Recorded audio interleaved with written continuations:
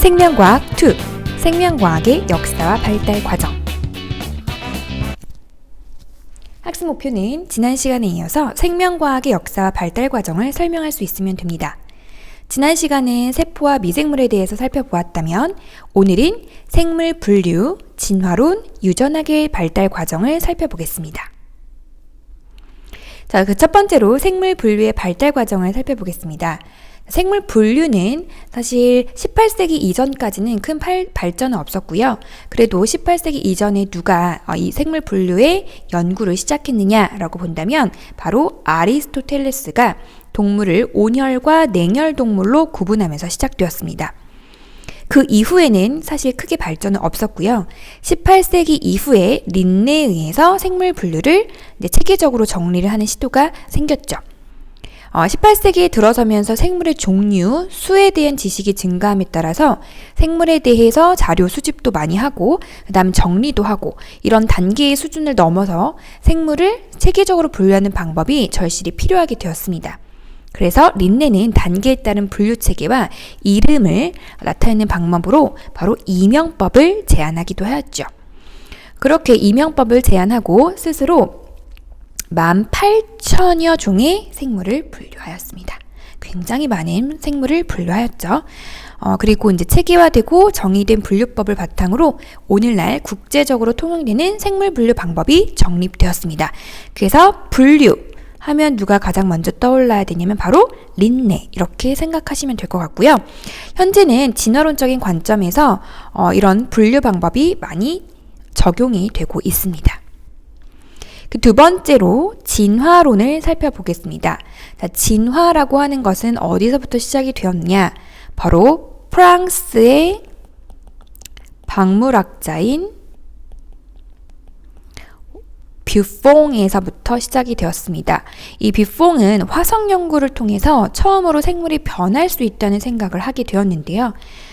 그러나 이 당시만 해도 이 당시가 언제나 뷰퐁이 살았던 시대가 1707년에서 1788년 정도 되는데 이 시대 때는 아무래도 이제 종교계가 점령을 하고 있었던 시대죠. 그래서 이제 반발로 본인의 뜻을 펼치지 못했습니다.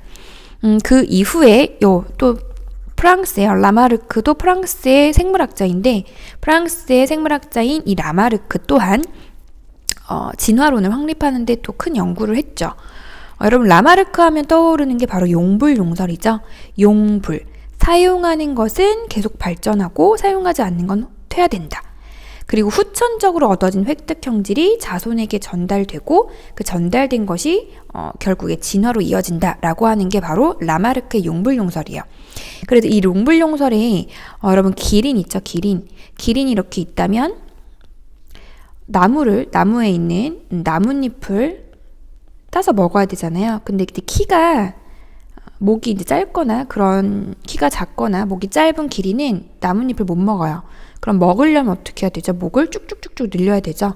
그래서 내가 후천적으로 노력한 거죠. 이 후천적으로 얻은 목이 긴 기린이 결국에 다음 자손에게도 전달이 된다. 이게 맞는 말일까요? 그럼 내가 만약에 식스팩을, 좀 근육을 단단하게 다이어트를 해서 식스팩을 얻었어요. 그럼 그 왕자가 내가 태어난 자식에게도 전달이 될까요? 라고 생각하면 아니겠죠. 그래서 이 용불용설이라고 하는 것은 현대에서는 오늘날에선 인정되지 않는 그런 진화론입니다.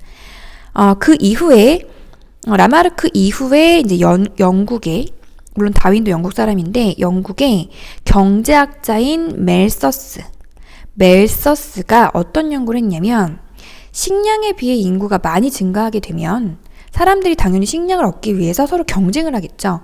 그러면 이 과정에서 환경에 적응하는 사람만이 살아남겠죠.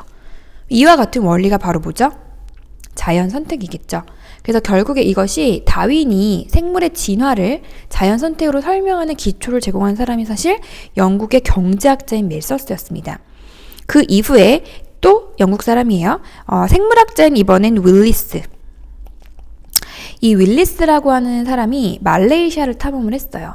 근데 탐험하면서 다윈과 독자적으로 자연 선택에 의해서 생물이 진화한다는 확신을 갖게 되었습니다. 그리고 다윈과 윌리스의 연구는 동시에 발표가 되었어요. 하지만 윌리스는 굉장히 겸손한 사람이었어요.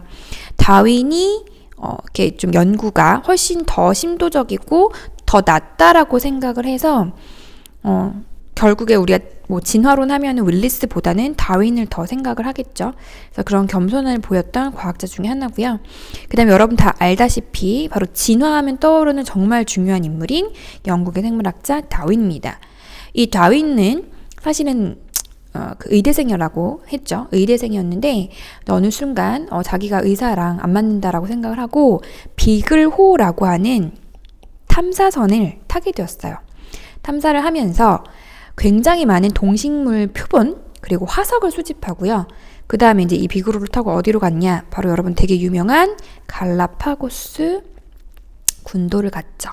이 갈라파고스 군도에서 핀치라고 하는 새를 관찰을 합니다. 관찰을 하면서 여러 가지 결과를 분석하고 종합을 해서 결론은 어떻게 내렸냐? 바로 굉장히 변화하는 환경 속에서 개체들은 생존 경쟁을 하게 됩니다.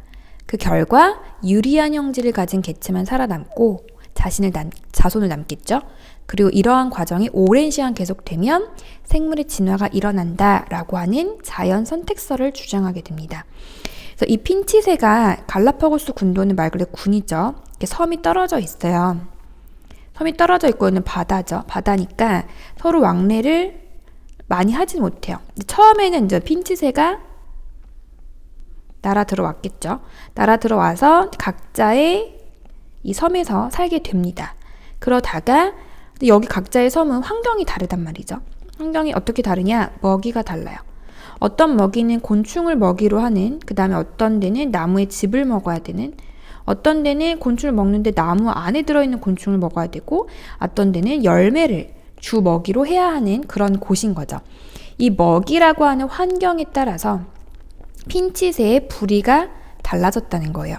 근데 이 부리가 달라짐에 따라서 굉장히 오랜 시간 걸쳐서 이 얘네들이 결국에는 다른 종으로 분화되게 됩니다. 이렇게 다른 종으로 분화됐다라고 하는 것은 서로 이제 생식을 할 수 없는 정말 다른 종이 됐다는 거죠. 이런 과정이 결국에 진화를 이끌었다라고 하는 게 바로 자연 선택설입니다. 그래서 사실은 이 다윈의 자연 선택설 굉장히 중요하죠, 여러분. 우리 교과서에 나와 있는 그림으로 보자면 분류체계 정립하는 린네가 나오고요. 그리고 이제 여기는 진화론을 설명하는 라마르크 나오고요. 용불용설. 그 다음에 또 자연 선택에 의한 진화론. 그래서 다윈의 또 진화론이 또 나오게 됩니다.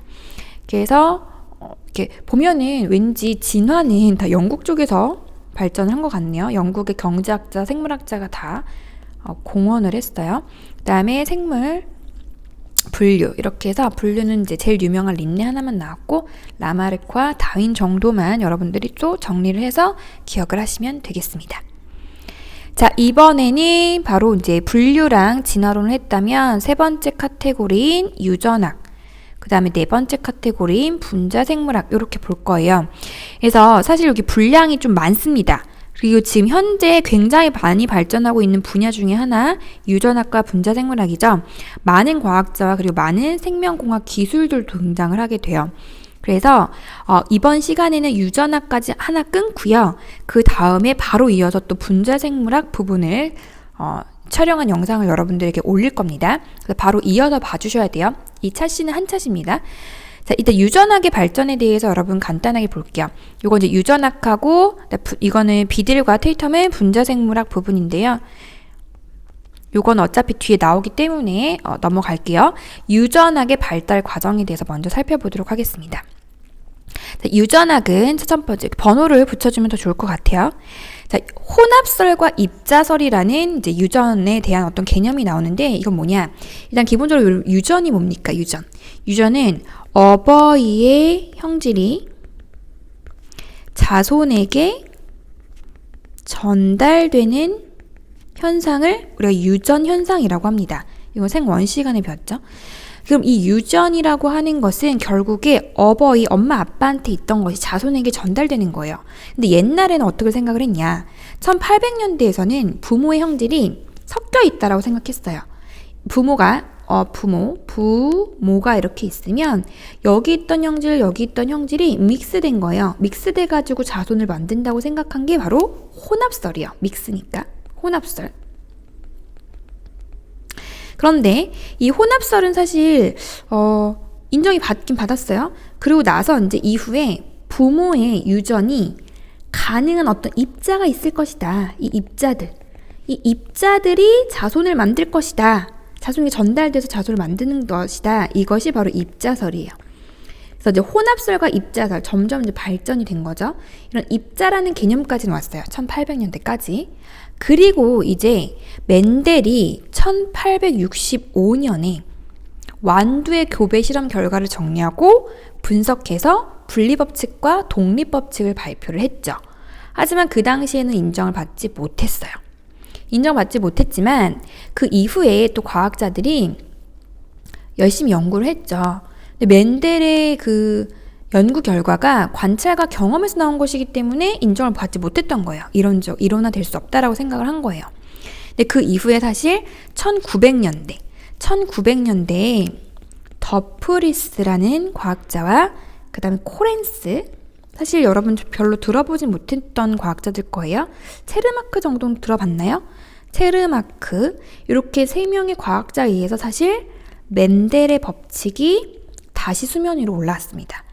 왜냐면 계속 이제 우리가 연구를 하다 보니까 자신이 발견했던 것과 멘델이 그 전에 1800년대에 연구했던 결과가 거의 흡사하다는 거죠. 그러면서 이제 재발견된 거죠. 재발견이 되었고, 조금 더 나아가서는 사실 베이트슨에 의해서, 영어로 쓰면 베이트슨에 의해서 멘델의 법칙이 사실 좀 더 이제 해석이 된 거예요. 그래서 이때 이제 유전학이라는 용어를 처음 쓰게 됩니다. 이러면서 사용이 되었고, 우리가 유전이라고 하는 것을 사실 이때 유전의 개념을 사실 더 정립을 하게 된 결과가 됐고, 1900년대 유전학이 폭발적으로 발전이 되죠. 그 이후에 이제 멘델의 법칙이 발견이 되고 이런 결과가 이제 얻어졌죠. 그래서 사실은 이런 과학자들이 여러 거 발견을 하고 증명했지만 그 먼저 선발주자였던 멘델이 이것을 먼저 얘기했기 때문에 이걸 멘델 법칙이라고 그대로 인정을 해줬어요. 자, 그 이후에 이제 서턴의 염색체설이 나옵니다. 서턴은 언제적 사람이냐? 1877년에 태어나서 1926년에 사망을 했는데, 이 서턴의 염색체설은 언제 나오냐면 1902년에 나옵니다. 1902년에 유전인자는, 그러니까 어떤 여기에서 입자라는 얘기도 했었고, 그 다음에 여기에서 멘델에서 우리가 이제 독립과 분리법칙 생원 시간에 배웠죠. 유전인자라고 하는 것을 이때 얘기를 했어요. 그러니까 멘델은 유전자, 염색체 이런 개념은 없었고, 뭔가 이제 자손에게 전달되는 유전인자가 있을 것이다 라는 것까지는 멘델이 얘기를 했죠. 그런데 이 유전인자라고 하는 것이 어디에 존재한다는 것을 얘기했냐면 염색체에 존재한다. 그러니까 염색체에 존재하는 작은 입자이고, 이 염색체를 통해 자손에게 이런 인자가 전달이 된다 라고 주장한 게 바로 뭐냐면 염색체설입니다. 염색체설. 그래서 서턴의 염색체설이 굉장히 중요하죠. 그러니까 이 염색체가 우리가 이제 부모한테 상동 염색체를 받잖아요. 물론 복제가 되기 전은 이런 상태라고 이제 가정을 한다면, 부모에게 이제 이렇게 있어요. 여기에서 이제 여기 뭔지 모르겠어. 근데 여기에 이제 유전인자가 있는 거야. 유전인자가. 근데 이 유전인자가 염색체에 존재한다라는 거고, 이 염색체들이 이동을 하면서 이 유전인자도 같이 따라온다 라고 하는 게 바로 서턴의 염색체설이다 라고 보시면 돼요. 그래서 우리가 생원 시간에 배웠던 거 다시 더듬어 보면, 염색체라고 하는 것은 유전 정보를 저장하고 전달하는 역할을 하는 거죠. 그래서 이 염색체는 사실 언제만 관찰할 수 있어요? 세포 분열 중인, 세포가 분열할 때만 이렇게 응축이 된 형태인 염색체로 존재하죠. 이게 이제 풀어지면 염색사가 되고, 실제로는 이 안에는 유전자와, 우리가 흔히 알고 있는 유전자와 히스톤 단백질이 들어있는 것이죠. 근데 어쨌든 이런 이제 염색체 안에 뭔지 모르겠지만 유전인자가 존재할 것이다 라고 얘기하는 게 서턴의 염색체설입니다. 그 이후에 이제 우리가 서턴까지 해서 3번이었죠? 여기 1번까지 해서 모건의 유전자설, 그 다음에 멀러의 돌연변이 실험까지 이렇게 유전학을 정리하시면 되는데, 이 모건의 유전자설이라고 하는 건 뭐냐? 모건은 1926년, 우리 아까 서턴은 1902년이라고 했죠? 1926년에 모건이 이제 유전자설을 얘기를 합니다. 어떤 실험을 했냐? 초파리 가지고 유전 실험을 합니다. 그래서 이 유전 실험에 가장 공헌을 한 곤충을 얘기해라. 그러면 사실은 초파리예요. 초파리. 지금도 하고 있고요. 그래서 이 초파리 유전 실험을 통해서 유전자는 염색체 일정한 위치에 존재해요. 유전자는 여기에 염색체 일정한 위치에 존재하고, 이 대립 유전자라고 하죠. 이걸 대립 유전자는 각각 상동 염색체의 동일한 위치에 존재한다 라고 하는 유전자설을 주장합니다. 그래서 여기에서 나온 개념이 또 뭐다? 대립 유전자. 너무 중요한 알레라고 하는 대립 유전자의 개념이 나와요. 대립 유전자를 어떻게 정의하느냐? 상동 염색체의 같은 위치에 존재한다. 상동 염색체라고 하는 건 뭐예요? 부모에게서 하나씩 받아서 쌍을 이루는 거죠. 그래서 크기와 모양이 동일한, 그리고 그 상동 염색체 동일한 위치에 있는 유전자를 바로 대립 유전자라고 합니다. 이 대립 유전자는 결국에 하나의 형질을 결정을 하죠. 그래서 예를 들면 여기 라지 A고 여기가 스몰 A 이렇게 하면은 우리가 유전형을 라지 A, 스몰 A 이렇게 표현을 하죠. 그래서 이 모건의 유전자설, 결국에는 멘델부터 시작해서 가장 큰 카테고리를 얘기하면 멘델, 서턴, 그 다음에 모건, 이렇게 이제 계보가 연결이 됩니다. 멘델은 유전 인자의 개념을 얘기했고, 서턴은 염색체설이라고 해서 이 유전 인자가 염색체에 있다라고 하는 걸 얘기했고, 그리고 그 유전 인자가 바로 뭐다? 유전자다라고 얘기한 게 결국 대립 유전자의 개념 나왔고요. 유전자설을 얘기를 하게 됩니다. 모건에 의해서. 그래서 계보가 사실은 이렇게 크게 세 가지로 구분을 할 수가 있어요. 그 다음 마지막 이제 멀러가 어떤 실험을 했냐. 멀러는 1927년에 돌연변이 실험을 합니다. 초파리 돌연변이 비율을 높이는 방법을 연구하던 중에서 이제 초파리 X선을 쪼입니다. 쪼여서 인공적으로 돌연변이를 일으키는 그러한 실험을 하면서, 이런 돌연변이 실험을 하면서 이 염색체와 유전자의 변화로 일어나는 것을 발견을 하게 돼요. 그래서 우리 돌연변이, 뮤테이션이라고 하는 이 돌연변이라고 하는 건 우리 방금 이 멀러가 X선 실험을 했다시피 X선이라든지 자외선이라든지 이런 거에 어떤 인위적인 거에 의해서 노출이 되었을 때 발생하기도 하고요. 여러 화학물질이나 이런 것들. 그리고 이제 사실은 DNA 복제 과정에서도 자연스럽게 발생을 하게 됩니다.